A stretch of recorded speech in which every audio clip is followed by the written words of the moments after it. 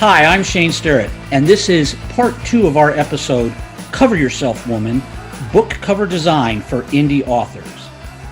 So when you're looking at it as an author, when you're looking at imagery, like let's say you as an author are going to be the one who's going out and like poring over stock photo sites to pick stuff. Or, you know, the designer is coming back to you saying, here's 3 images. What do you think is going to, what do you like the best? I'm going to briefly kind of talk about how to assess which is going to work the best for you. What image? Okay. So, exciting little pyramid graphic here. With these pyramid graphics, the most important stuff is on the bottom because that is the base of the pyramid supporting everything. So The most important thing is, will it sell books? That's right. We're evil money grubbing people and we want to make money. We have to eat, goddamn. Wow. Exposure does not pay the rent. Okay. Well. No, I know. I know how some people get though. Like it shouldn't be about the money. I'm like, well, that's easy to say when you have a roof over your head. Like that's right. Your electric bill is paid. Right. I wish that were the case. That's Again, you know what? That entire subject is a subject for another episode. Whole other show. So does it sell books is the most important thing. So is it visually interesting and does it make strangers click on your thumbnail imagery? Right.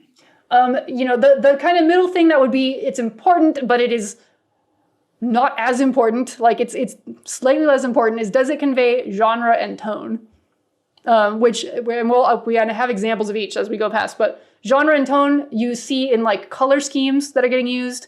The poses that the model has, like we just looked in that last example where, people were smiling and the way they were touching each other versus, Captain Broody McBrood face that conveys tone. The clothing the model is wearing helps to convey genre. Yep. Which we'll, again, have examples of. And the top of the pyramid, which is the nice to have, but it is not the most important by far, is does it match the story? Yes. So images of scenery that exists in the story or model-specific features. And by that I mean, what color is their hair? What color are their eyes? Do they have a scar? Do they have freckles? Stuff like that, Where authors get in trouble, and I know I was guilty of this myself, is when we try to invert this pyramid. And it happens a lot. Yeah, and I will say, if you're not an indie author, if you're going through a traditional publisher, chances are you have very little say in your cover. Oh, good. The publisher's going to be like, here's your cover.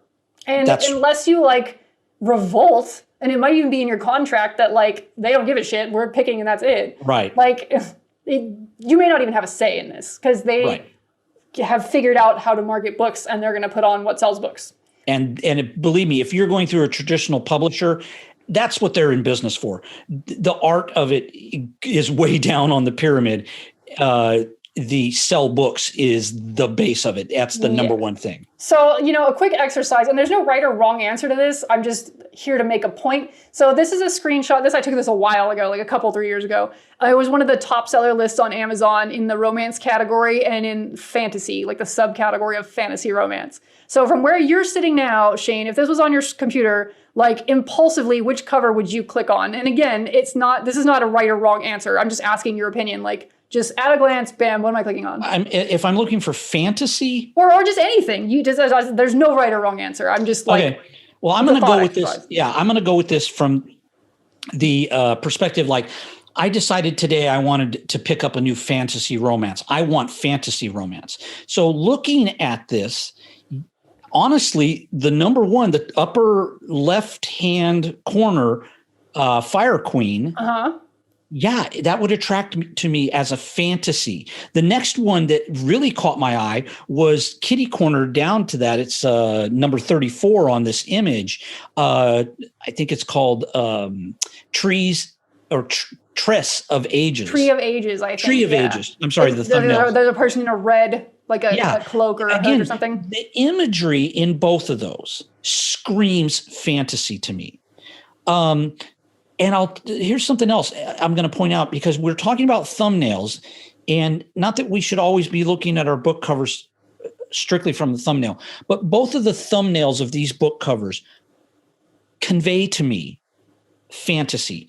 The hand with the crystal in it, and then the Red Riding Hood-esque girl or hooded with the tree. They scream fantasy. The one next to it, on next to Tree of Ages, is so, in this thumbnail, muddy. The left one or the right one? I'm sorry, the right-hand one. Okay, sure. The one that's kind of like a pink color, pink and dark black and stuff. I think it's, looking at it, it says rain. That one's so muddy, I can't really tell. It wouldn't. It's pretty tiny, but yeah, like. Yeah. And then to this, so the point of this exercise is too, that like you've said, this is my personal thing. What I would click on first are, this cover and that cover here. Yeah. And then, I'm a different human being. So when I'm like just glancing at this, like the one my eye immediately goes to is the bottom center one. That's the snow and the seven huntsmen. Yeah. And this is not like I'm right and you're wrong. That's not even the point. The point is that you're an entirely different human being than I am, and we're processing the world differently. And so what's attracting your eyeball is not attracting my eyeball. Yeah. But both of us definitely have instant lizard brain reactions to the question, what's the first thing you click on? Right. Or not even the question asked. Like you just, I'm going to click on that one. Like it's, you don't think about it. It's just like, this looks, what's that? Right. And I will say the image that you said right down there at the bottom center is so striking that it does stand out. Now, I was looking at it, as I said, strictly from I want today to buy a fantasy romance. Sure. And that makes the point. You're like, I'm thinking I'm in the market for that. And I took that part out of the equation. But either way, it's just showing you that like what we viscerally respond to, we really don't analyze that hard. It's the imagery. It's very instant. Like you could maybe talk about it later, but your reaction is instant. Like you have to go think about why did I react this way? Right. And go ahead. I was going to say, and as you pointed out, that bottom imagery though is really striking. I mean, it does jump out at you. Right. And people, that are watching this will probably have their opinions on, I would click on this one or that one based on whatever their own, internal stuff is. But the point of this is that the question kind of like, does it make people click on my book thumbnail? Is kind of, there's an ephemeral quality to that question. Because as you can see, there is not necessarily an exact formula or one answer. Right. And there's going to be a lot of videos and articles and seminars and people telling you people click on these colors and not those colors, or they click on images of faces and not this or that and not this other thing. And there's logic behind all of those things. And there's nothing wrong with analyzing that stuff. But what I'm going to say is that prior to that, there's a lot of not analysis happening when people really do impulsively click on stuff. Right. One size does not fit all. Right. And so what happens is, as indie authors, a lot of time you're working with your designer and your designer gives you a couple of options and then you get overwhelmed and you're like, I don't know what to pick. So you go to your fan group or you go to your little author group you're in and you're like, hey, I got these two different covers. Which one do you like? Or what do you think about this cover? And then an in-depth analysis begins. I've seen a million of these threads like this. And so everybody's analyzing the thing to death. And this is the harsh reality, is that like, this is an almost pointless exercise. Like it's nice to think about, but the thing is that when you come at it like that, your author friends or your fans are not reacting to the art the same way as a browsing stranger is going to be. That's right. Not in a computer and not in a bookstore or on a computer. Like people are going to have instantaneous gut reactions to things, whatever draws their eye. And it is not the same reaction as I, Eris, a cover designer, am going to now blow up to a large size, the one in the center, the Tree of Ages cover with the person in the red cloak, and begin to analyze it on a design level. Look at this font, the contrast, the this, the that, all that stuff. People don't think about stuff like that. So I will say that as an indie author, I don't want to say take with a grain of salt, but just be very careful when you try to go into those sorts of analyses of your cover art, especially when trying to like farm out opinions of stuff. Yeah. Because it's all well and good, but sometimes you start putting a lot of stock into it.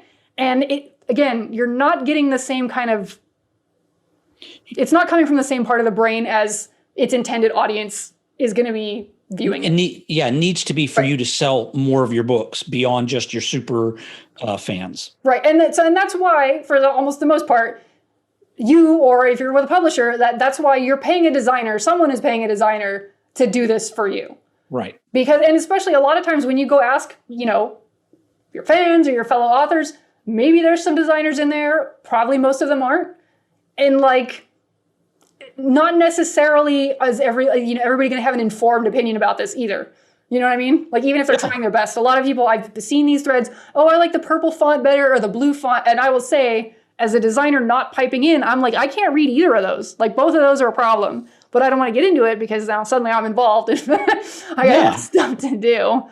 Right, but, exactly. Yeah, so just don't keep overthink. that in mind. Like, the in-depth of analysis of this stuff is like only going to get you so far because that is not how people react to it. Right. Okay, so in terms of selling books, we're going to talk about these 4 things. All these things make up, is it visually interesting? Does it have a focus? We're going to look at each of these. Does it translate at thumbnail size? Can the reader connect with it? And do you believe it?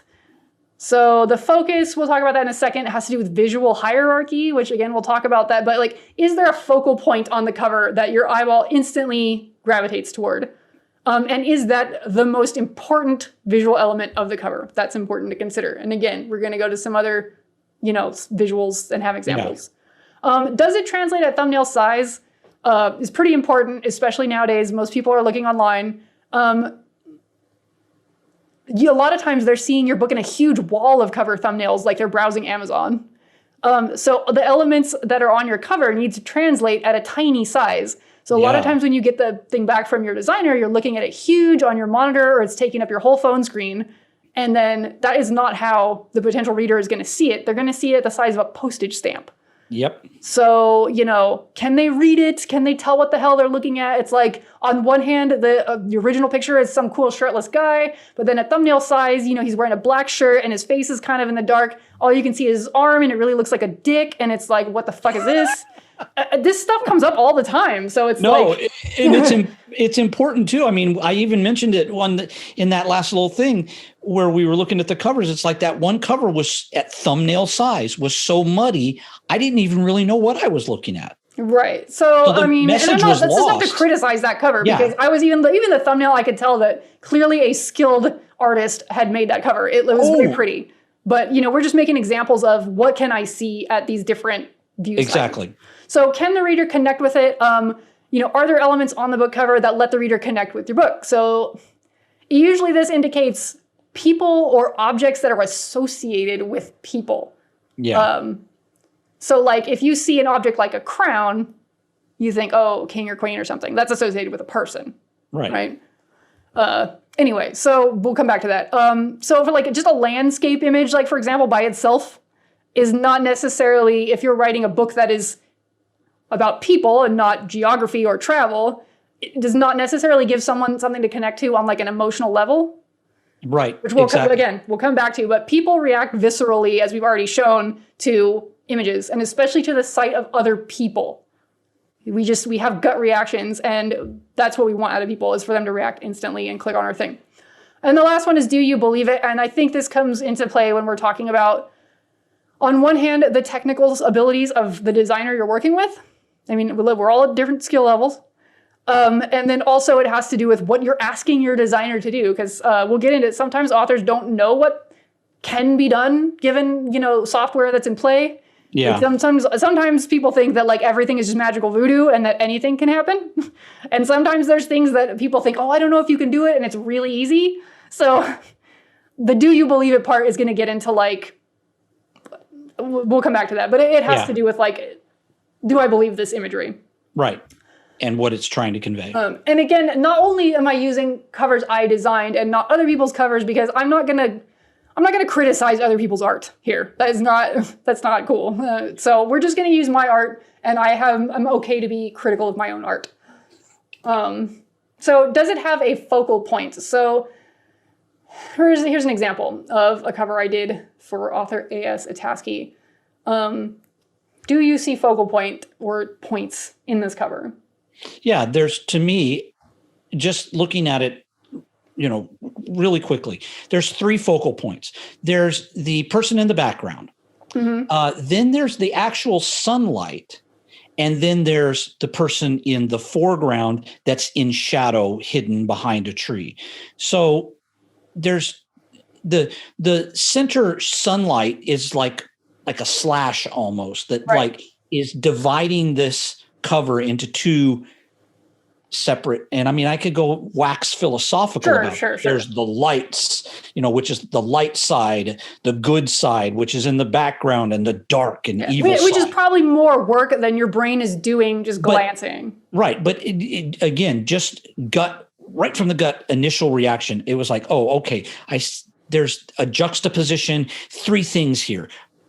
Good, light / dark. Right. And there's definitely an order. There's like my eye goes here, it goes there, it goes there. You know what I mean? You look at one thing first and then something else and then something else. And in the design world, that is referred to as visual hierarchy. And you see a lot of like silly memes on social media like that. Like there'll be an image and it's like a giant text that says, first look here. And then it's like, oh, look on the cat's face. And on the cat's face, there's a smaller text. And it's like, look up in the right-hand corner. And up in the right-hand corner, it's like, you're a douchebag or whatever. It's all tiny. Or it's like, we made you look in this order or whatever. Like, and the point is that because visual hierarchy exists, the person who made that knows you're going to read those in a certain order based on text size or what's the brightest color, or there's a bunch of different things contribute to visual hierarchy.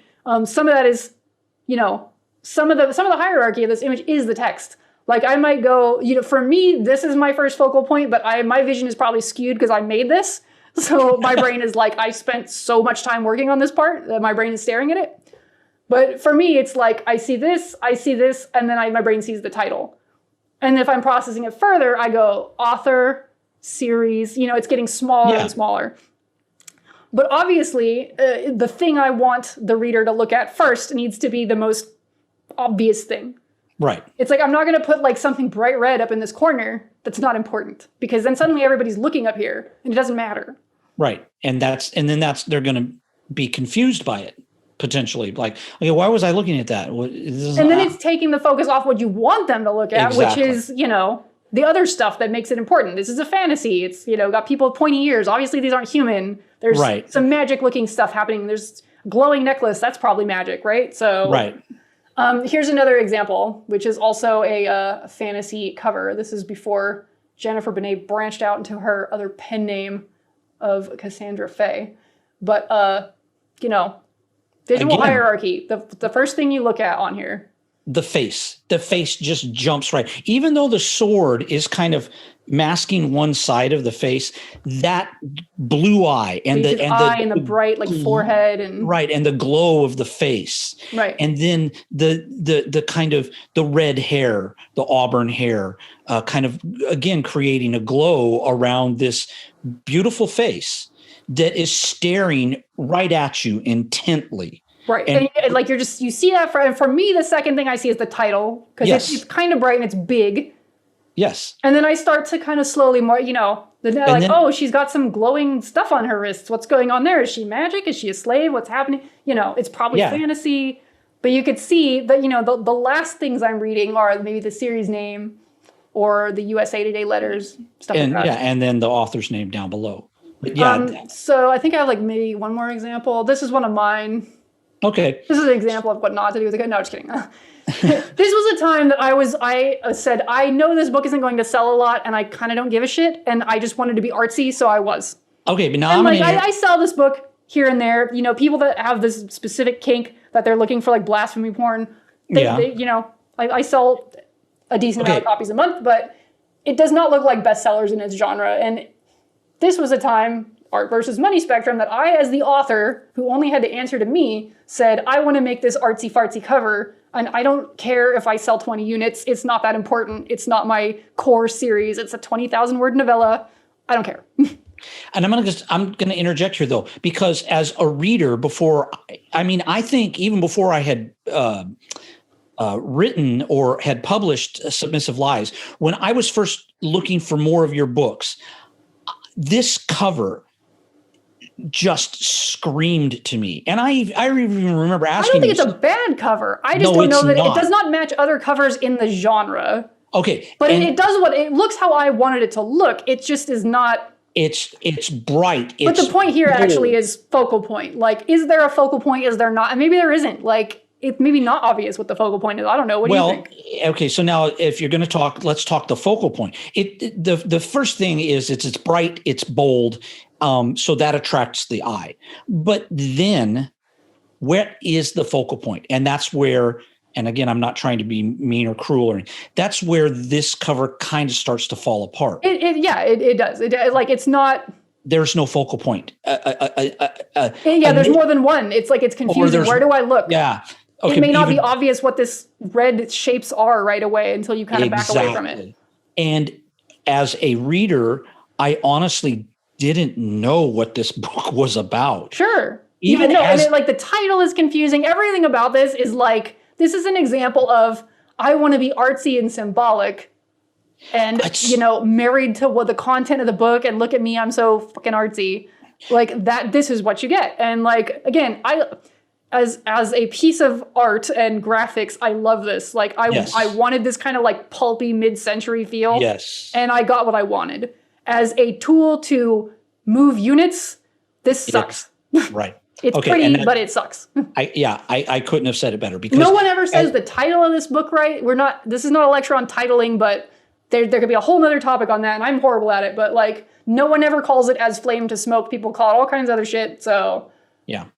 It is graphically a stunning piece of art. It's pretty, but it's not. As a tool to sell this book, it just doesn't hit it. Right. It doesn't hit the mark. No, and again, it's fine. I was never putting this book out to like make a ton of money. It's right. Like, if people that want to go find this, get on. Right. And when I actually messaged you and said, okay, so I'm looking for the next book to read. I saw this one, As Flame to Smoke. In fact, I think I even said it to you wrong in the message. I think I said As Smoke to Flame. It's fine. I don't care. Right. And you said, you know what? I think you'd probably be better reading An Eclipse for the Emperor. I didn't know you that well. Yes, I'm like, I don't know if Shane can read this much blasphemy. I don't know this guy. Yeah. Although now that I think about it, I think it might have been like too similar, because you'd already read the thing that was in When the Dark Winds. That is definitely blasphemy porn.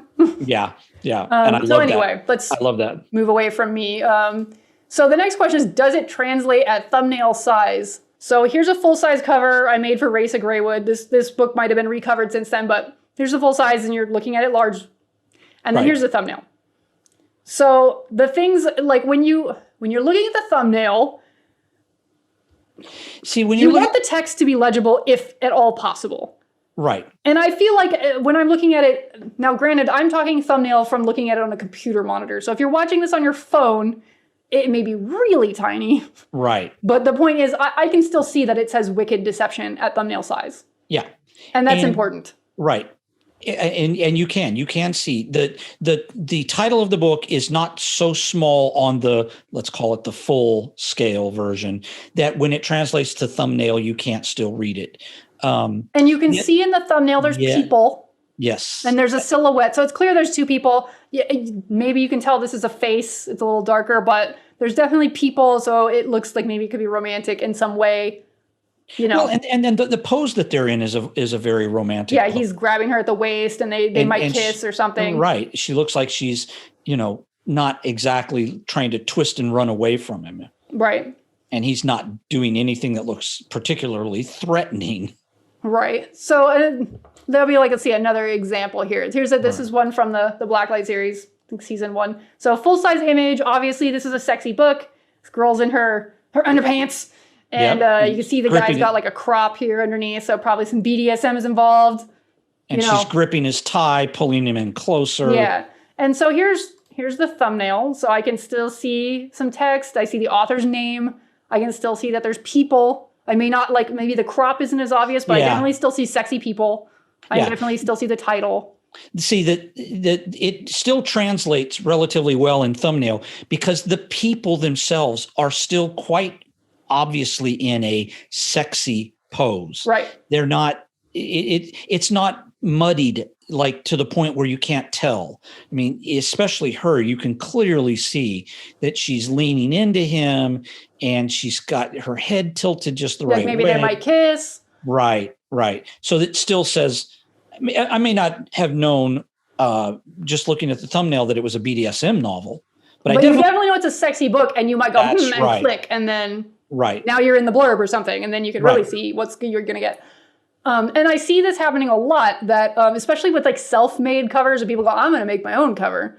The thumbnail size, you get sometimes not even at the full size, but a lot of times you get down to thumbnail size and you're like, I cannot tell what the heck is going on here. I don't know what this image is. I don't know what this text is. I mean, not every piece of text has to be readable, but if you can at least get the title readable and like have the images be vaguely recognizable for generally what they are, that is ideal. And a lot of times I see, you look at it, you're like, this is going to be a problem. I can't read this. I don't know what the heck's going on here. Yeah, you're at least one step ahead of the title on that big page of book covers, thumbnails, where you can't. This again is going to be very subjective, but it's something to think about, is can the reader connect with it? Is like, are there elements on the cover that's going to let the reader connect with your book? Like usually, as I brought up, this means people or objects associated with people. A landscape by itself may not have the reader like really thinking, oh, there's going to be an exciting, I don't know what, love story in here. Because there's no people. Like, what are you going to tell me about the flowers? I don't know. Human beings we react on a gut level to the sight of other people, or again, symbolic objects that have to do with people specifically. So here's some examples. Again, these are covers I made. So we're talking about connecting with the cover. So there aren't any people on this cover. There is a necklace, which, that could be on the fence as to whether you, Shane, associate that with people or not. You look, sort of see like the necklace is maybe on a person here. You know what I mean? Yeah. That could be a neck, maybe. So it's like, that's an open-ended question, because there's no formula to this. There's no math. Like, people can connect with this image, but not that one. Because I'm different than you. Maybe I connect with this and you don't, or this person does and someone else doesn't. Like, right. In this particular case, I think, it really is subjective to what a person's reaction is going to be.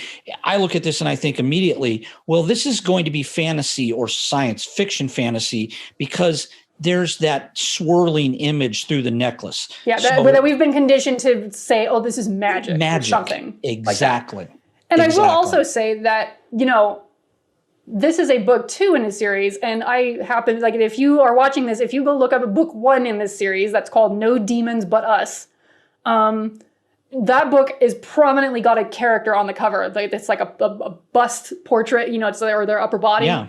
And it's very clearly a character, and they're looking right at the camera, or you, the reader. And so you can definitely connect. And so book 1 has to do the most work if you're going to do a series. And so if you want to, it's like if somebody wants to get more symbolic with covers, me personally, I would recommend doing that book 2 as this is, or further into a series. But I definitely, if your story is about people and things people are doing, I would personally recommend book 1 be something that is really going to make people connect with what's there. Right. Exactly. And especially if you're not household name famous. You know what I mean? Like, George R.R. Martin can make a cover that has just a sword on it, and people will buy that thing. Because they're going to know already. Because they already know him. Yeah. They don't know me. And they know what he's about. They know what kind of, what genre he writes in. Right. So, well, Mr. Shane. So this cover has a person on it, clearly.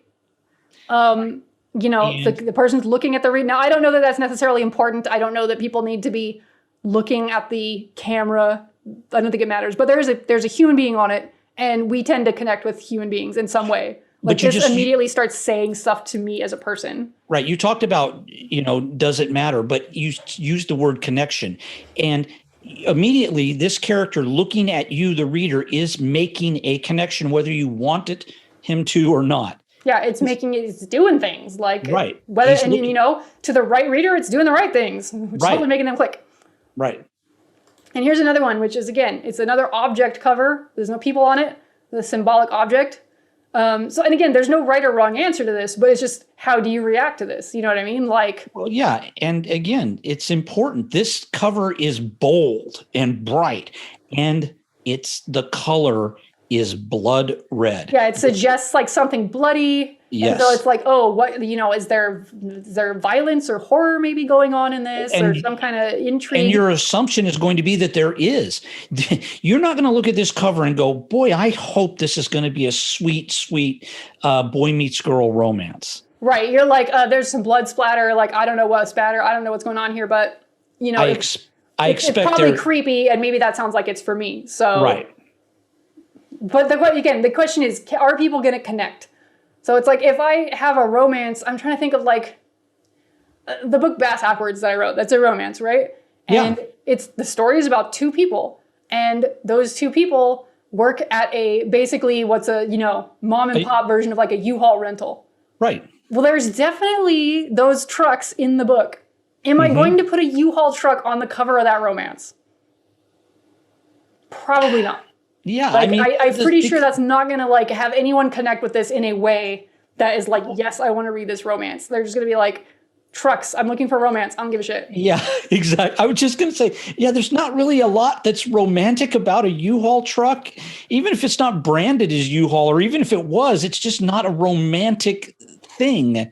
At least, these covers, if you're looking for romance, they speak to a specific kind of romance. Right. And as I said before, when someone is a household name author, like I was originally building this lecture, I had some other imagery, and like I had an Anne Rice cover on here, and it was like whatever the most recent iteration of her Sleeping Beauty series.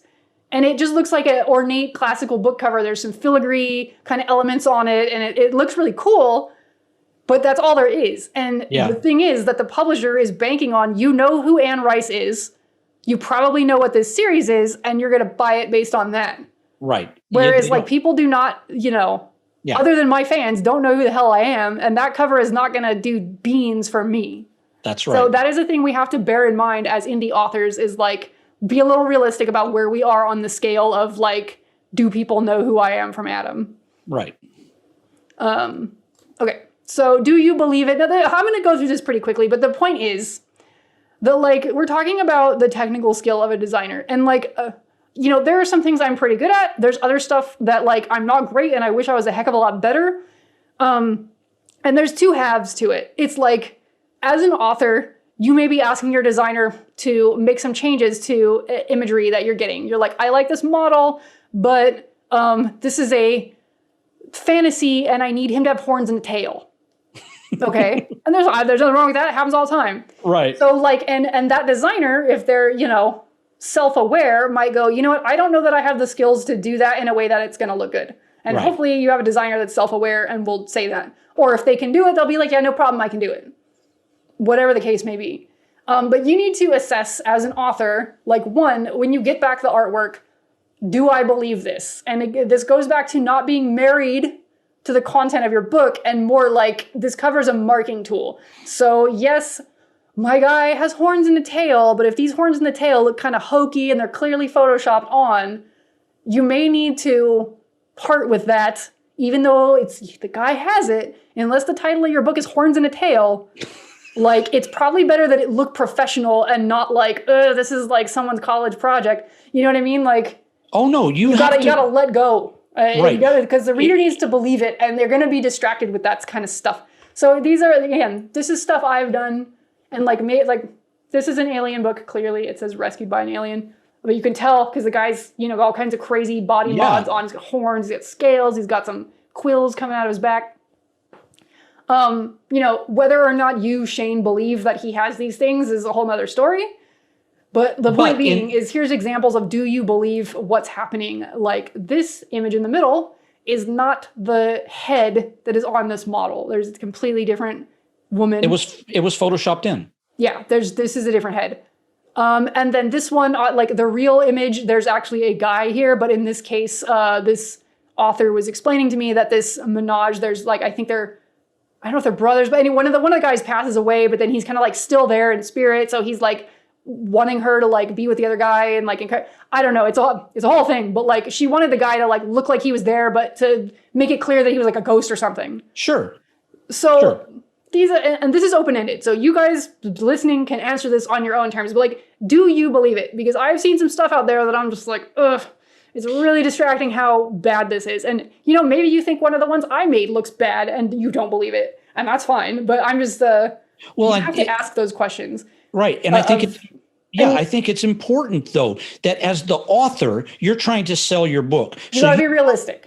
Yeah, you've got to be realistic, and you've got to make some hard decisions, and you've got to believe in the cover that's being presented to you. If you don't believe in it, you have to speak up. Yeah, and again, just say, oh, okay, well, you made it, and I don't want to hurt your feelings, so I'll go with it. I'll take it, because all you're doing is you're ruining your chances to tell your story to readers. Yeah, and maybe sometimes it's like you're asking for a thing that either can't be done at all, and just as a person who's not a designer, maybe just not aware of what the software is capable of, or what the designer you're working with can do, has access to, is capable of, and you might just be asking for something that's beyond their scope. And when they do it, it's not great. But it's like if it's not believable, you got to let it go. That's right. You can't because. Yeah, we've kind of, I don't want to repeat myself, but you got to let it go if it's not believable. Right. And as an author, you have to be the one to make the hard decision sometimes to tell your artist. They work for you. Or to tell yourself. To tell yourself. Or to tell yourself, you know what? I can't do this. So I'm going to have them take the quills out because it just doesn't look right. Or I've seen a lot of book covers where it is very clear that the model does not have tattoos, and the author has requested that tattoos be put on the model. And it takes some jiggery pokery to get tattoos on a model to look real. That's right. And it looks so plastered on like a sticker. Yeah, and I've seen some very convincing ones, and I've seen some ones look horrible. And that's a good example of ones where the author needs to like have the, I hate to use this phrase, but the come to Jesus talk with himself and go, I know my hero has tattoos, and I know it's cool in the story, and the heroine thinks he's hot with them, but let's be serious. This looks cheesy, and I don't want anyone to think my book is cheesy. So let's just and that's the risk. That's the risk you run. Or if it's so important, go pick a model with tattoos because this designer that's not their forte. Right. And some designers aren't. Like some designers do almost exclusively contemporary. And then, I had a cover like that myself that I recovered the book for someone because the designer they were working with did mostly contemporary and they were doing crazy alien stuff. It wasn't this one that's here, it's a different one. But they were just like, we needed them to do all these body mods and that just wasn't their thing. And they weren't super thrilled with the result they got. So they had seen that I was doing some stuff like that and they came to me. And sometimes that's the answer. Sometimes you need to go to someone that specializes in some weird thing you need done. Exactly. So... okay. So these are the things that we talk about. Do these things convey genre and tone? The pose of the model, we're going to have a slide for each of these, so I'm just going to breeze through this. The model's clothing, I'm going to tell you why it's important and it's not important sometimes. So the color scheme and included objects, other things that are on the cover besides people. Okay, so the poses of the model. So I'm going to show you some cover examples, and I'm just asking you open-ended, Shane, like as I show you these, what kind of action do we expect to find in these books based on what are the poses of the models or body parts or whatever that we're seeing? Sure. What are you expecting to forget the text? Oh, this is capture. This is either, kidnap fantasy or capture fantasy, or taken or something like that. Yeah, because that whole wrist and her hand or his hand, it's almost ambiguous, being held down and it's clenched, but not. It doesn't look like it's necessarily fighting. Yeah. It's almost like it's given up.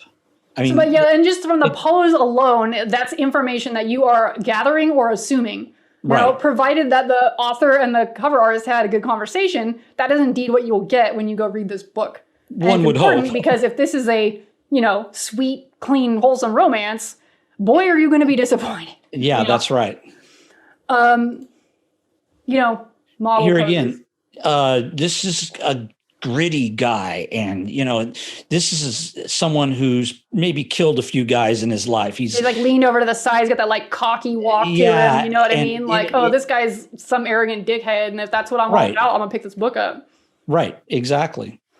Okay. So that's one of mine. So here there's this bloody hand, and the way it's held, it's. You're just immediately drawn to the fact that, okay, something bad has happened and they're staring at their hand, and maybe they're staring at it in a good way, or maybe they're like, oh my God, what did I just do? Yeah. Or maybe it's beckoning to you, right. But like, there's definitely blood here, and it's definitely, that there's probably like some gore and darkness in this book based on right. Whatever is happening in this book had better make me shiver at some point. Yeah, and a lack of things in the pose too. I don't see any smiling faces here or here, so it's probably not Happy Sunshine book. Right, exactly. Okay, so model clothing. When you look at the clothing in here, what genre is this? Okay, it's historical. I mean, come on. I mean, the Regency romance, probably. Exactly. Maybe, if I was getting crazy, I might, maybe it could be antebellum, but it's probably Regency. Yeah. Based on that guy's coat, I think. And just looking at clothing alone, I have to read anything. Yeah. Hey, Shane Starrett. Okay, this is contemporary. Right. I mean, he's got a suit on. I mean, the oldest it's possibly going to be is what, like the 50s, maybe? Yeah, and exactly. And then nobody's writing in that genre hardly at all. And it's highly likely to be contemporary. Right. And the guy we're assuming has some kind of like professional job. Sure. Yeah, because it's not a ratty. He's got a suit. He's not like dressed grungy. He's not like a rock star or something. Right. You can guess, he probably works in a building that's a nice office or something. Right. Genre based on clothing. Okay, come on. This is a cowboy romance. Right. The historical Western. A historical Western. Or they work at Knott's Berry Farm. People outside of SoCal. I'm sorry you didn't get that joke. Yeah, okay. That's the theme park from whence comes the jelly that you buy at the grocery store. That's correct. Anyway, so clothing is immediately telling us what genre. It also gives us clues to heat level as well. So, we got some shoulders out, stuff like that. So there might be some sexiness here. I mean, some of that's also conveyed in the pose, but we've already talked about pose. Right. So, I mean, you see something with very little clothing, scantily clad. Like a few slides ago, we saw that cover from Olivia Grant's story, and the woman was in her, underpants. So we know from that amount of clothing, it's probably pretty steamy heat book, hot level book. Right. And if it's not, then you're going to be disappointed as a reader, because it's kind of like setting up an expectation for you. Yes. You told me under this cover, told me that I was going to get some steamy sex.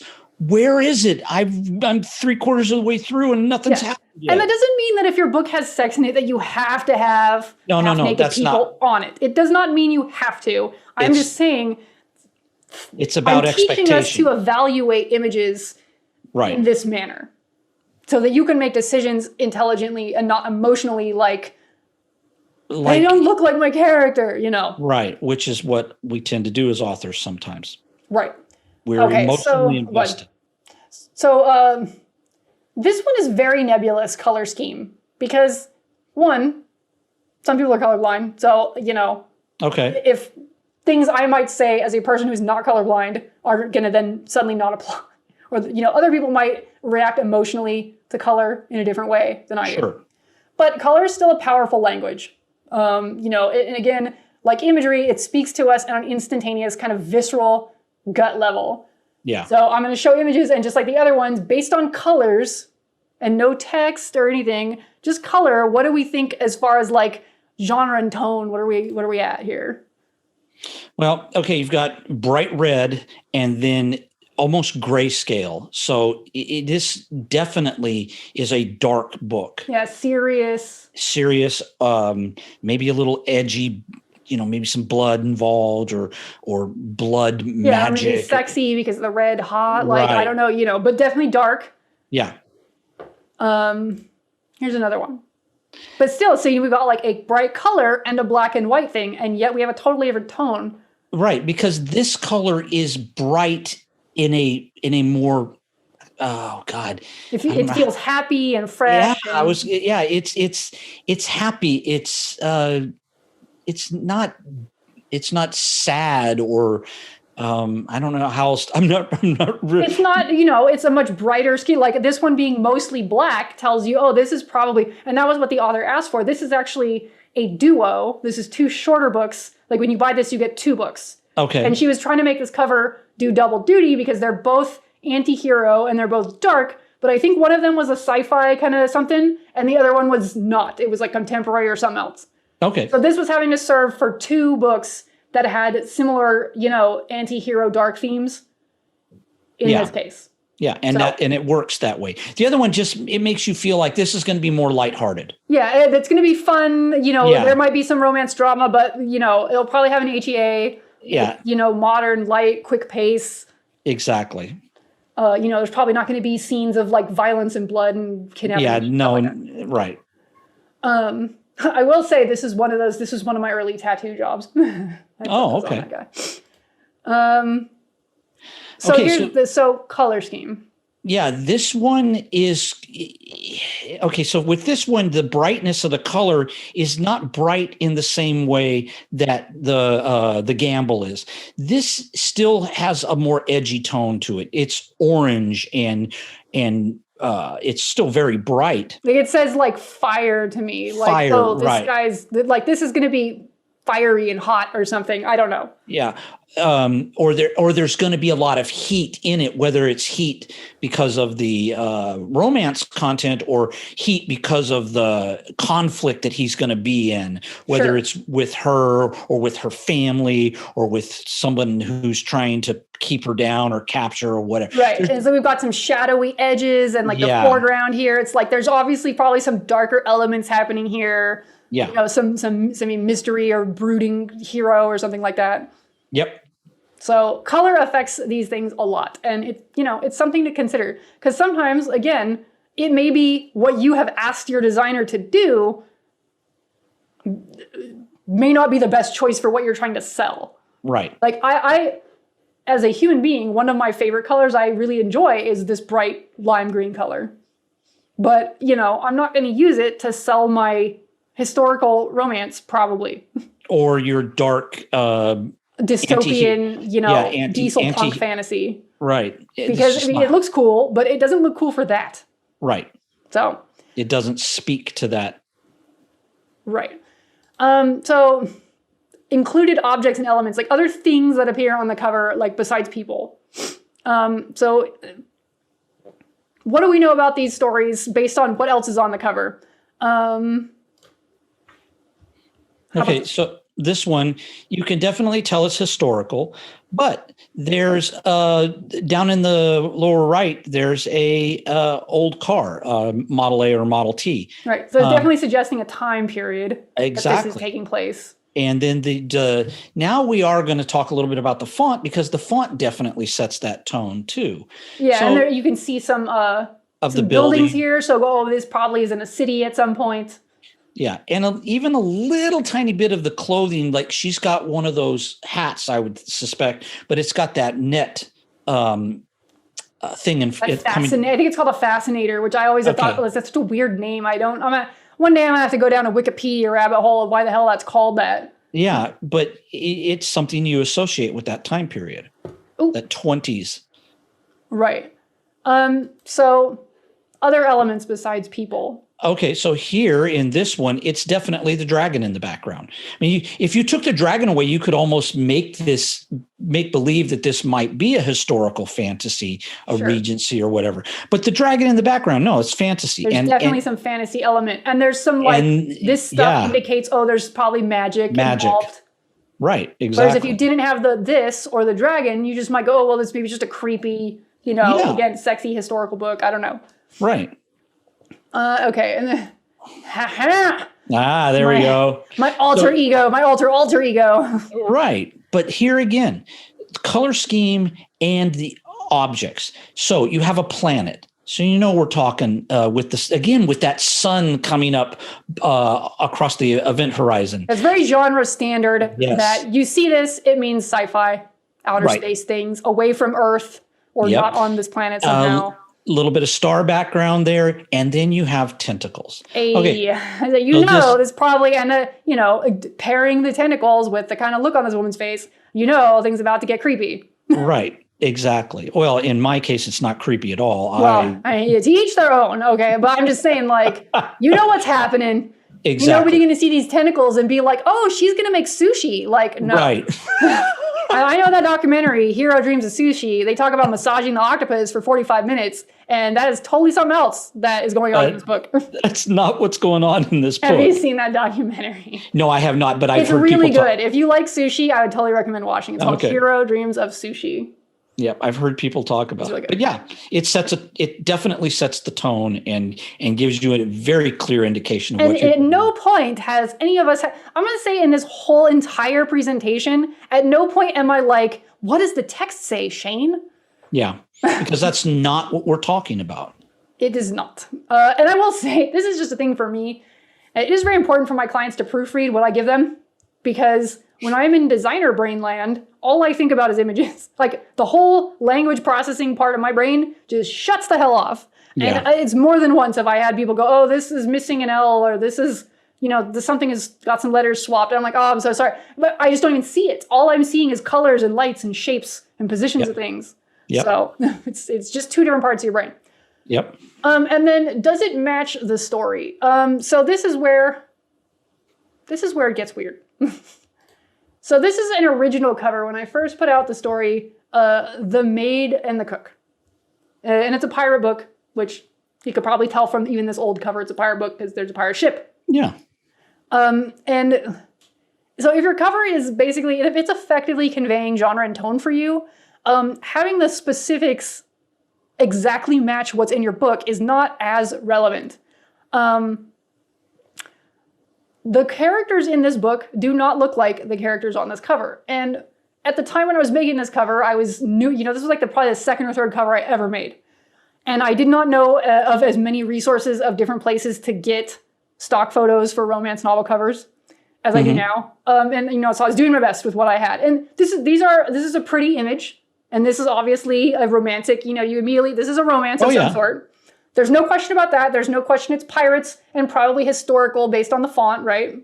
And even what they're wearing. Yeah, and it looks probably some sexy times. He's gonna, her face looks like she's really enjoying what's happening right now. Right.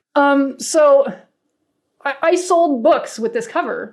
That's people wanted a pirate romance, a sexy pirate romance, and that's exactly what this tells you you're getting. And the colors are kind of light and bright, so it's probably not a dark, angsty, horrible slog of a gritty, violent thing to the HEA. Right. It's one of the sweetest books I ever wrote, honestly. It was very fun to write. So, but if you go and read the book, the pirate, John Bone, the lead, who's the cook, my very, to the point title of this book, is overweight. He's a big dude. I like some big. He's bald. He has a long red beard that is in 2 braids, and he's got a peg leg. Does that man look like this at all? Right, exactly. No, he does not. And the chick, other than maybe having the same kind of hair, does not look like her either. She's covered in smallpox scars. She's also a big girl. These people don't look like the people in my book. Right. But people are looking for pirate romance, and that's what they got. And so it was doing its job as pretty good at the time. Right. And now I'm going to show in a minute that the cover I replaced it with, because I recovered the series. I had gotten better at covers. I had some other branding ideas. But the point being is that there was limited resources available for what I could do for these people. And, these are just human, normal people. Forget about crazy aliens and all kinds of weird stuff. You know what I mean? And some designers can do all that for you. But some stuff is just is it important? Is that going to sell your book? And the line I find myself repeating over and over is that unless your book is titled Legally Blonde, it is not important if the chick is blonde on the cover. Right. Now I know there's a lot of people, I'm not even kidding, and I'm not knocking people because this is a logical reaction, and this is that kind of post game analysis that is not what's happening when people are impulse shopping. Right. You'll hear readers go, but I don't understand. Like, I hate it when the model on the cover is like looks different than how they're described in the story. And I'm like, have you already read the book? You know what I mean? Like, yeah, no, I did. This cover did its job, which was to get someone to open their wallet. And I know that sounds fucked up and, no, but we have to be real and all that. But, listen, it is what it is. We got to sell books because we got to eat. And that's what this cover is doing. We have to be realistic about this kind of stuff. Yeah. And if you're if you're an indie author, your budget is probably not, I'm going to go pay someone thousands of dollars for a custom photo shoot to get me exactly the pose and models I want in the exact clothing. Like, most of us don't have that kind of money when we're starting out. There's a lot of indie authors that end up making more money and can go afford that stuff. But a lot of times when you're starting on a shoestring budget and just seeing if you can cut it at all, you're going to places that the stock images cost a few bucks, and you got to work with what exists in the world. That's right. So you just gotta sell the book, man. So it just comes full circle with the you got to divorce yourself from thinking that this has to look like your people. Right. So I mean, I recovered this. I think I talked about, there are some bullet points like nice to have versus need to have. Right. It would have been nice to have people that look like my characters, but I couldn't get them. So I got what I needed, which was people that say sexy pirates. Right. And even if this isn't obviously a pirate image, when I put this object with it, it's pirates. Yeah. Exactly. Okay. This is something to consider last after all the other factors on that pyramid are met. Does it match the story? This is the last thing you're going to think about after all that other stuff. If you have to be flexible, the does it match the story is the area that you need to have the most flexibility. Right. When you're looking for images to use. If the cover element in question were to change within your book, would it affect the plot? If the answer is no, then it doesn't matter. Right. You know what I mean? Like if I change my male model from having tattoos to not having tattoos, and at no point is the plot him being a tattoo artist, or he gets a tattoo and then is stigmatized for it, and that's how he meets the heroine, it doesn't matter. Right. Like, I'm being blunt with you. Like, I know that you're attached to him and you think of him with the tattoos. It doesn't matter. Yep. So this is the recover. So, I mean, it's still, I still, this character, John Bone, I would not say, he's got a belly. I would say he's not, quite this, in shape. But it's a lot closer. He's at least bald, it's something. He's got a beard. That's something. And it still says pirates. It's still obviously historical. I couldn't find a pose with two people. So I was like, I'll just go with a dude. And plus, a lot of times it's easier to sell ads when there's not two people because it's not two people touching. Oh, my God. Right. Yeah. Oh, yeah. Let's not even get into that. Sure. Yeah. Assessing typography. Now, this is very boring, and probably some authors are like, I am not the designer. I don't have to give a shit.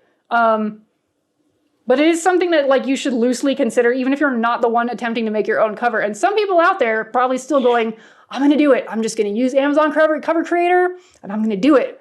So whatever side of the fence you're on, these are some things to consider when you're thinking of typography, which is how all of the text looks on your cover. Yeah. And we talked a little bit about this when you were talking about in the thumbnail section, where whatever you do with your typography, you still want it to be in such a way, hopefully legible. That's very important. And I'm already looking at the so your font choices equals genre and tone. And this is one of the oldest memes on the fucking internet. But please keep the door closed. Thank you. And let's forget all the exclamation points. Yeah. Please don't use Comic Sans. We are a Fortune 500 company, not a lemonade stand. But to this person's snarky point, the genre and tone of that they felt at Comic Sans looks like something that should be associated with children. Right. Not a Fortune 500 company. Yeah, the Experian home office or some shit. Right. There you go. But this is the summary of the universe when it comes to typography. And these are other examples that you can see typography not necessarily fitting the genre and it's all wrestling match, and then it's frou letters and it should be on a wedding invitation. Versus wedding day here. I mean, I don't know, unless your wedding day is a sitcom that's about someone getting married. Right. All the formal, look at this, hair salon. I mean, I don't know if your hair salon's run by goth people, okay, maybe, but you get the point, right? Like, yeah, exactly. The typefaces chosen don't match the genre or tone of what they're trying to say. Right. So this is the thing. And again, a lot of this is what you're paying a designer for. Because if you're not a designer, some of this is visceral and you just know, but these are really obvious examples, but some examples are not as obvious. And sometimes if it's not something that you've been kind of like trained to look at, you may not realize that, what you're doing is it's not giving you what you want. Right. It's typically why you pay someone. Right. It's not meeting the ultimate expectation that you should be having when you're dealing with your cover, which is, of course, right. It's like, I might really think this font looks cool, but it doesn't do what I want. Right. On probably a lot of different levels. So I have some like fake examples I made up of covers. And I basically just took the same photo and I only changed the fonts and like some of the effects on the fonts, like the text effects. And I could kind of combine that with some different color schemes and to create covers that are like different genres and tones. Yeah. And they all have the same image of the person on them and the same text on them, just with different effects and colors and stuff. And basically what we're talking about is different typefaces and how they convey that. So here's one. Yep. It does say science fiction, but like. Yeah. But it's still the font itself says science fiction. Yeah, and it's glowing like, right. And something about that says, high tech, future, whatever. Right. The colors, this kind of like cyan, And the sans, dreary. sans serif, and like you would see on something coming up on a screen. Right. For people that don't know, typography nerd stuff, serifs, when you have a font, are those little feet that are on the top and bottom of the letters. And these don't have any. So this font is called a sans serif font without serifs. Things like Times New Roman and Georgia that you would see like in a newspaper or like a fiction book, those are serif fonts. Same woman, different colors, different fonts, historical romance. And again, a whole different genre and tone. Right. And the serifed fonts are definitely an older style typewriter type font that we just associate. Old, frilly, looks ornate. Like maybe this is another decade. We don't know another time. And here we go. So very bold. And then the scrawling romance behind. Yeah, like modern colors and modern typefaces. So you can see. Same imagery, different typefaces, different colors, conveying completely different genre every time. So this is why that's important. And most of the time, this is why you're paying someone else to make these choices or to help you make these choices. Because, it's hard enough to write the damn book. You don't have to do all this crap too. Right. No, it's very important. Unless you are someone like yourself who has that skill set, you need to be utilizing someone other than yourself to do this. And part of this, you go, well, if I'm paying someone, why am I listening to this podcast? Like, why do I need to know this? And the why is, if you're working with a designer, you and the designer one-on-one, this is to educate yourself when you go back to the designer and ask them to change stuff. So you're not having a contemporary and go, okay, I want you to change this to this here. Because now, like, this is some sense of helping you make an informed decision about what you're asking them to give you. Because a lot of designers will just be like, you asked for it, I'm giving it to you. Right. You know what I mean? Like, some designers don't want to argue with you about what's good design. They're just like, you're paying me, I'll give you whatever you want. And sometimes I will look at covers and I go, this is a cover where the designer didn't want to argue with the author and they gave the author what they asked for. And the author should not have asked for that. Yeah, no. And sometimes, look, some people they don't want to listen. They just were like, I know best. And it's like, okay, I'm not arguing with you. And that's fine. You know what? Ultimately, it's your book. You make the decisions, but you should be making those decisions as informed as possible if your intention truly is to sell books. Right. And I, as a designer, will only argue with people so much. Like, I really try not to. If somebody's asking me to do something that I think is just like super egregious, I'll be, I think one or two times in my entire time of designing books, I was like, you know what? I love you. You're my friend. I'm not going to do that. Like, please don't do this to your book cover. This is going to be a disaster. Like, and that's so rare. Like, maybe twice have I ever done that. Like, sometimes I'll try to politely be like, okay, I know you're asking for this, but if you do this, it's going to create this product. It's going to be difficult. If I change this font to dark purple, it's going to be really hard to read, and you want people to read it. I try to explain. I'm not just like, it can't be purple, and that's no, backing up at all. But I try to explain to people, this is why I think it would be better if we did something else. Yeah. Okay, so to the subject of legibility, one of the important things is contrast. And I stole this image from the interwebs somewhere. But contrast is good for good design and for text legibility. And it's also important for readers that have color blindness or other visual impairments going on. So if you turn this image to black and white, the line of these little H's across the top are going to be pretty legible still. Because this is a very dark color on a light background, dark blue or, I don't know, indigo, purple, whatever color that is, and yellow background. Bright yellow on a black background, easy to read. Now, as far as I know, can see color typically, in a typical manner. And so this middle H here, that is a medium blue on a slightly lighter blue background, I can read. Someone else might not be able to read that. Right. This yellow H on a white background, also not so easy to read. A good way to check legibility that some designers may do, and you can do if you're trying to go it alone and make your own cover, is to take whatever image you've got and temporarily turn it black and white. If you turn it black and white, all you see is contrast. All you see is everything in shades of gray. Yeah. And you can then much more easily decide, is this legible or not? And if it's not, then you got to make some judgment calls. Right. I can't go, like, it's so important that things be legible. If it gets lost, people are just going to skip by. They don't care. Yeah, exactly. So here's some more examples of contrast. So this is all the same. This is one we already saw. Yep. Here's another one. And then here's another one. Yeah. So we've got some contrast issues, right? Oh yeah. Like, and this is lost down here. This right, exactly. on science fiction, and like up where it's like this piece of lace fabric she's got right here in the middle in her arm. It's like I see sigh. That's about it. Yeah. And imagine that now at thumbnail size. Yeah, it's going to be real bad. Yeah, it's just, nobody's going to know what that book is. Meanwhile, you can see the name up here at the top because that's got a sufficient amount of contrast. Right. And now here, it's like, now this is the tricky one because you think, oh, this is orange, and that's the opposite of blue on the color wheel. So that ought to be, because they're opposites, very visual. In theory, if you have the orange on just the plain blue, probably you could see it. But because there's all kinds of stuff going on here in the background, busy lines and shapes and colors, suddenly it's very difficult to see. Right. So we've got a contrast problem. And so again, this is a thing that I have to explain sometimes to clients, is that they go, oh, I think the text would look really cool in purple. And I'll like, sometimes if I can tell, you just get a vibe on the situation. You go, this person is not going to understand if I just say, that's probably not a great idea. So I'll make an image like that and send them one. I'm like, see what happens when it's purple is now you can't read parts of it. Yeah. And then be like, I think this alternative would be better. So there's ways to increase the contrast. Either make the text itself lighter or darker in opposition to whatever the background is.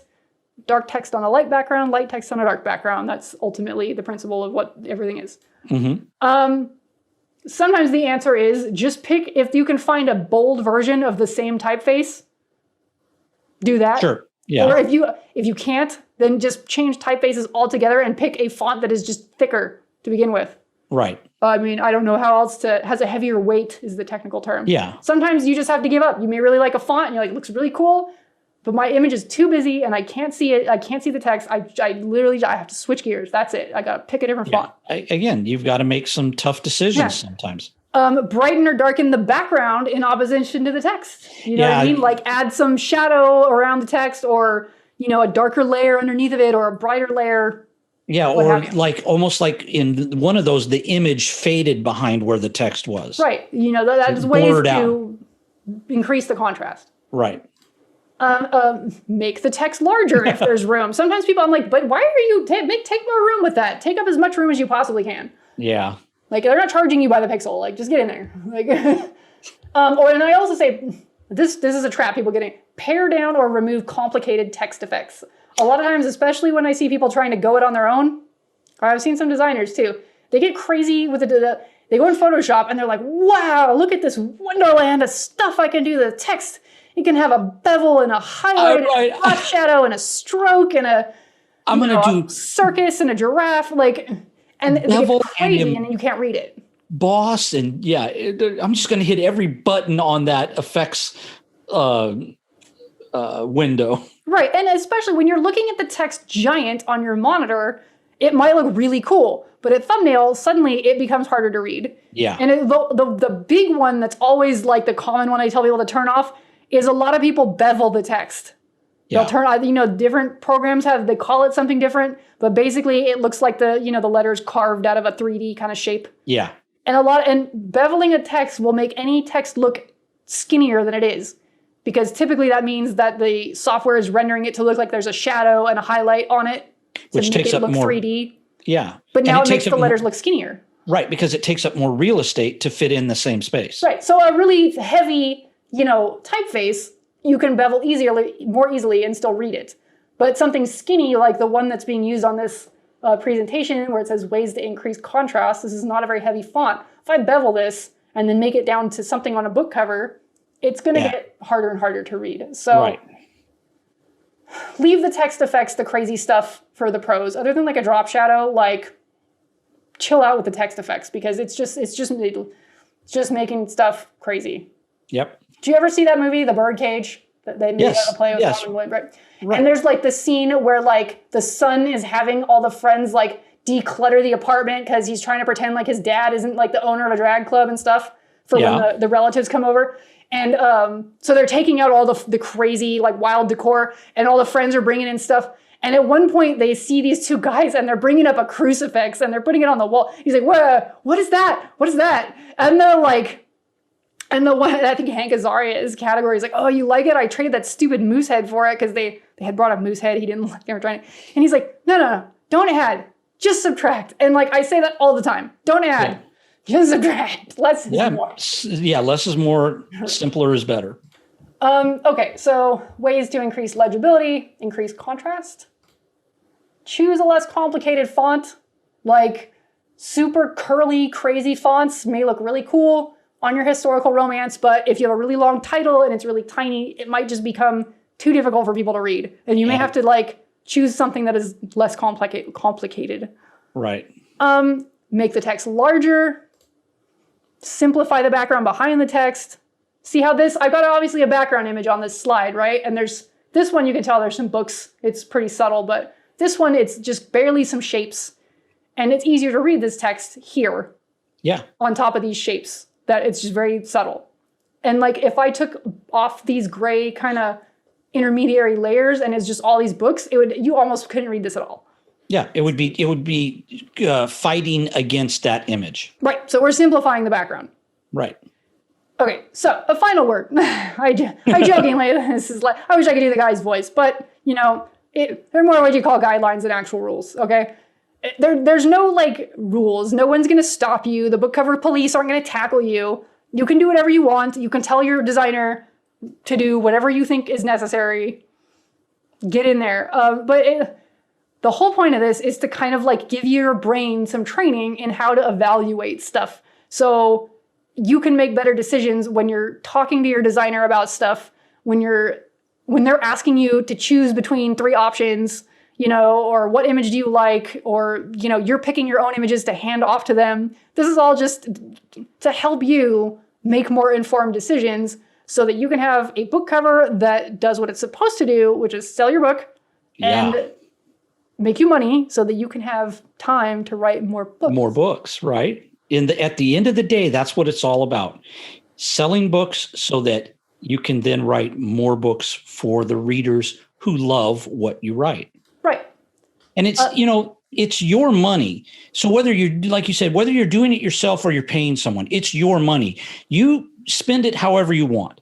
Yeah. But I don't know about you, but I think like most people, we want to spend our money on things where we get we want to be wise about it. I'm not made out of money and I want to make sure that it goes as far as it can go. Right. So the summary of our, cover art serves the purpose of selling books. Communicates via images and text the genre and tone of your book. So when a complete stranger can see at a glance what is the genre and tone of your book, your target audience will then pick up the book or click your link to learn more. So as I already said, this information can help you talk to your designer, and you can understand like basic principles of what's an effective cover and what is not. And then this is obviously, you can't click on these because we can put them in the notes of the podcast, the description. Well, these will be in there's a website there's a lot of websites like this, but contrastchecker.com, you can put an image, and it will show you if there's enough contrast in your image. You know what I mean? For legibility purposes. Yeah. And then this website is the Book Designer, and they have, this is a pretty old link, but every month they have like ebook cover design awards, and people submit their ebook cover designs, and they critique them, like the person that runs the site, and they might have like one or two other critique partners, and they will say, out of this month, this one gets the best fiction, and this is the best nonfiction, but they'll put them all up, and they'll usually comment on most of them.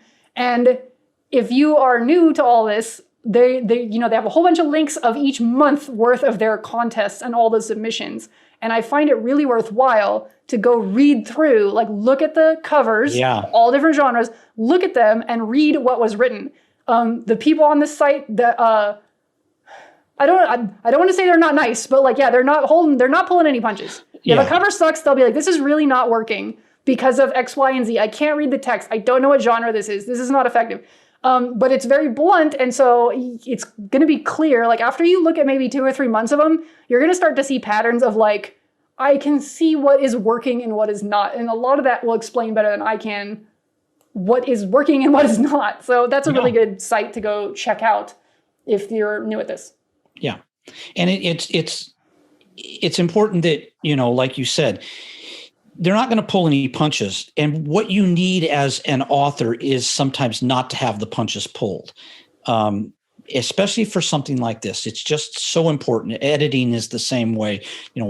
Having your book looked at by an editor and a professional editor, and not just looked at by your mom who tells you, oh, yes, who tells you everything's good. Right.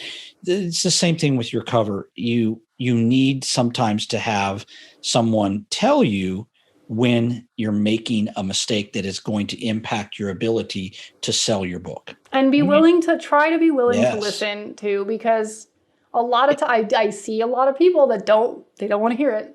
And I'm like, oh, okay. And not for me, but I'll just see it in the wild in like a discussion forum, and I'll be like, oh yeah, okay, I can clearly tell they're not going to listen. I'm like, okay, it's your book.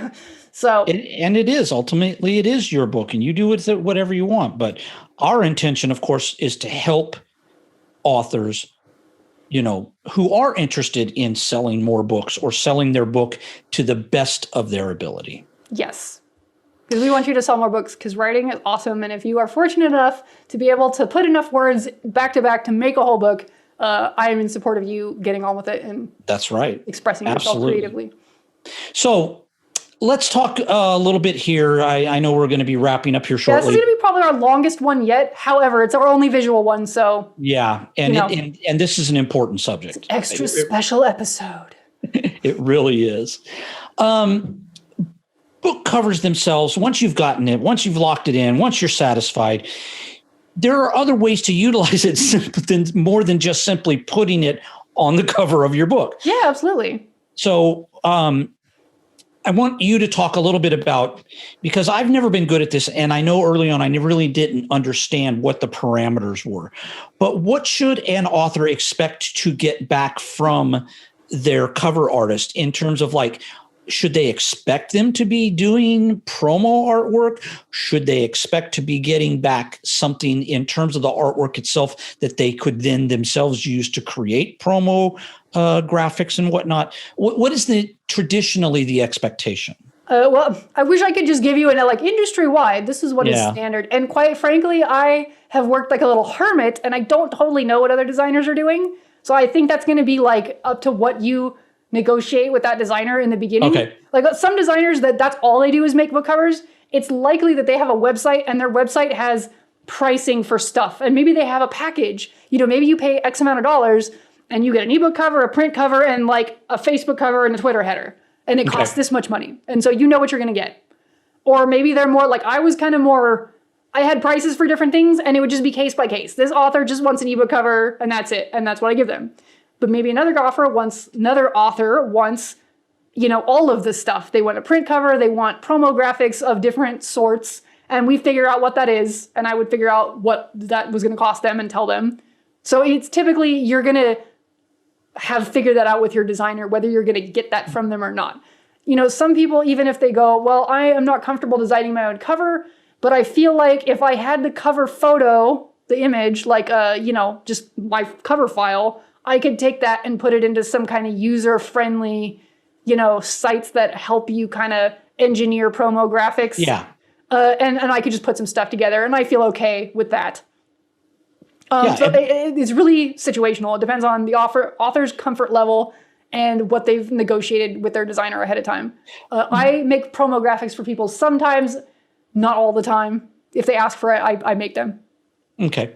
But it is something that an author should be aware of, because when you're doing promo graphics, at least the ones that I've seen and the ones that I've made myself, putting the book cover on there is a tool that you should, if you can, not all the time, but oftentimes use. Yeah, a lot of times that will help sell your book if your cover art is really eye-catching. And sometimes, again, depending on the designer, like for me personally, if a client asked for it, I would give it to them, which was a copy of their cover with no text on it. So it would just have the people and whatever, their art and no text. And then the author, because they've paid me to make that artwork, that's part of it. They could just take that image and go crop it and put text on it however they want, the 16 to 9 ratio, that's a Twitter post size, and put some text, out now, Kindle Unlimited, whatever. Yeah. And they can go have a good time with that, and that's fine. It depends on your comfort level with what you're going to do as an author versus like, I'm not comfortable, I think my promo art's going to suck, and then asking the designer, do you do this? Can you make this stuff for me? Right. And making sure that you approach that with them up front. Right. And that may be, again, included in a package of what you're paying for, or that may be something that they charge piecemeal, like it covers this many dollars and promo arts are this many dollars or whatever. Yeah. Okay. So I know we've touched on this throughout the conversation, the episode here, but I would just want to circle back to it for just a quick moment. A cautionary tale. Authors making their own covers using Amazon tools, etc. I know you talked about it very early on, and you made mention of it. We're not starting out in this industry with big bags of money. You don't just write a book and throw it out there and immediately, you're making six figures. So there is a need and sometimes I would say a desire to go the cheapest route possible, which, And I don't blame people. I mean, when this stuff got started, like my first, I don't know how many books I put out, but like myself and an author friend would like exchange editing favors, or I would exchange cover art for editing, because when I first started this, I did not have hundreds of dollars to extra to be paying an editor, and like it's got to be edited. Like I'm not going to catch all that stuff, even if I am like the grammar police. When you look at your own thing, you just don't see stuff, and it's like it's got to be done. But like I'm like holy shit, I don't have this kind of money.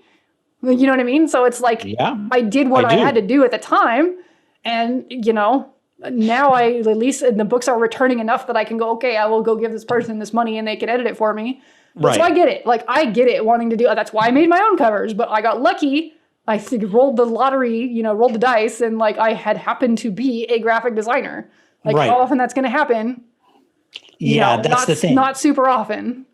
So I think if, as an author who has no artistic talent to speak of in terms of creating graphics, I say it's a cautionary tale, because I know that we want to be able to be a part of this industry, but I also know that you can set yourself up for failure if you try to go the cheapest route. I've seen it happen.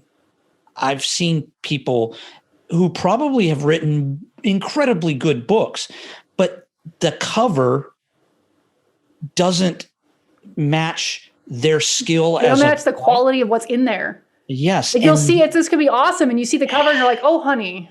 Right. And so readers never pick it up. They never buy the book. And so then the authors are going, I don't know what I'm doing wrong. I must be a terrible writer. Why isn't this selling? It doesn't sell, and I can't do this anymore, so I quit.